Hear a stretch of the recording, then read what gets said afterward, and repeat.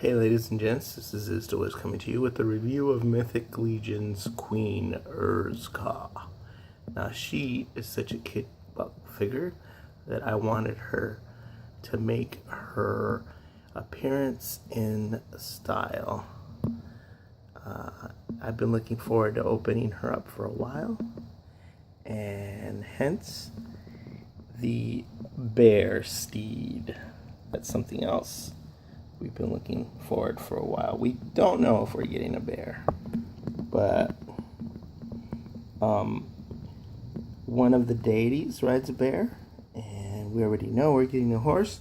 So a lot of people have hoped to get a bear so that we could have, some of the figures, dwarves, I imagine, maybe some orcs riding a bear. So I thought, hey, let's have Queen Urkzaa make her appearance in style.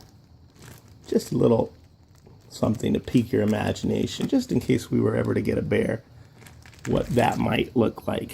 So let's go and have our look at Queen Urkzaa.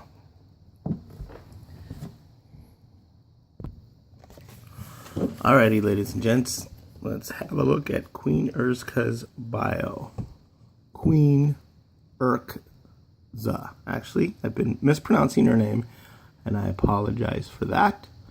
Queen Urkzaa says, Orcs have long been loyal soldiers in the Legion of Arethyr, and it is their masses that make up the heart of Gorgo Aetherblade's dark army. When Queen Urkzaa assumed her rule of the Orc Nation, she immediately realized that allegiance to Arethyr was essential to her people's survival. As the brutal Orc General Urzokk rose to power at Gorgo's side, Urkzaa's power has diminished, but with a growing army of orcs dissatisfied with their attachment to Arethyr, Urzokk is quietly assembling her own legion, bent on reclaiming command of its own destiny. So, a warrior and a statesman, and someone who is quietly plotting to make sure that the orcs go her way instead of the way that they're currently going.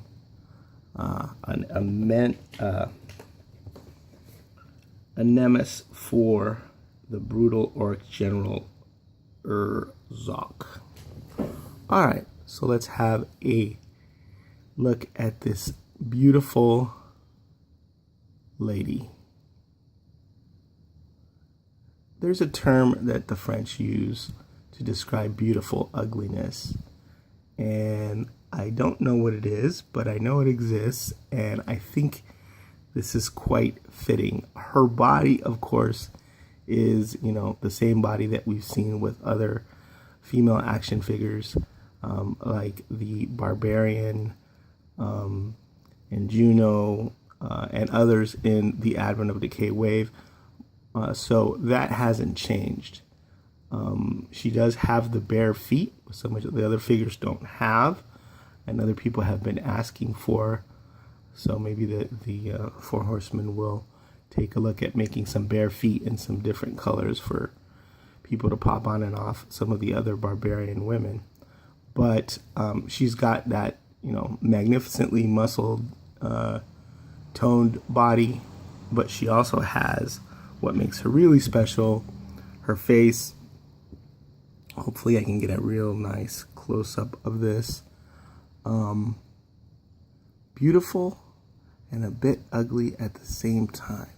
Kind of like a Klingon woman, sort of. She's got a protuberance from her brow ridge and on her septum, the nasal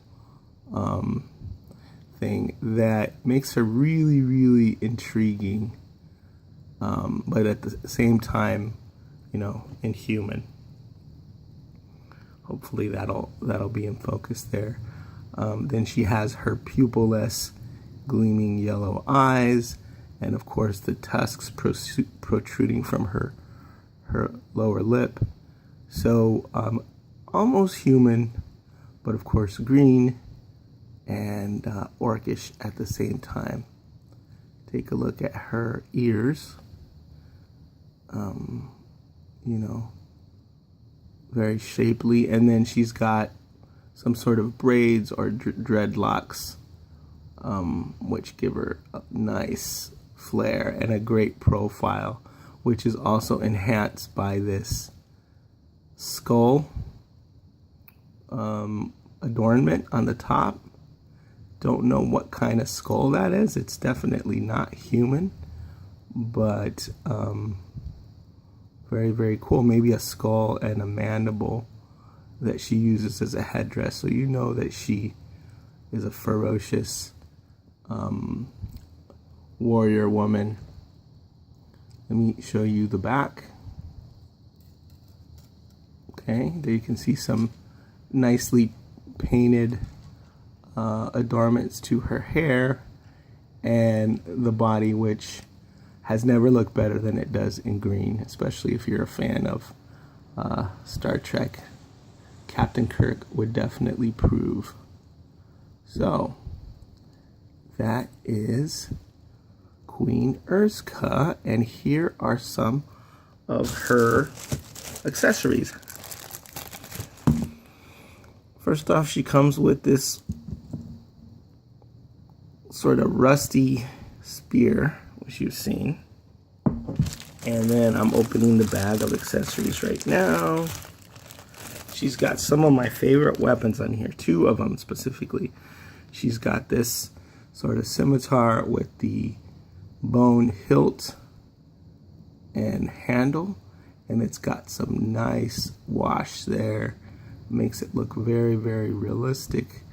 The metal's metallic, but the bone is definitely, you know, bone-like. And then if you look at the blade, it's got all the nicks and, you know, dings that you would expect with a weapon that's seen a lot of battle. So you've got that. Then you have the bone sword, which comes with a few other figures, Ravenna to be specific. But this one is just a plain, unadorned bone sword with some very cool wash that brings out all the details there. And this is also, these are my 2 favorite swords so far that we've looked at. Short swords, that is, because the sword horseman is cool.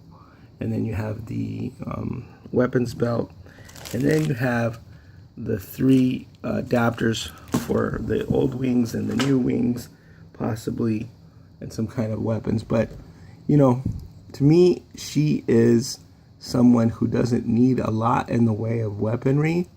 I will probably display her just with her spear, or maybe one of her other weapons, because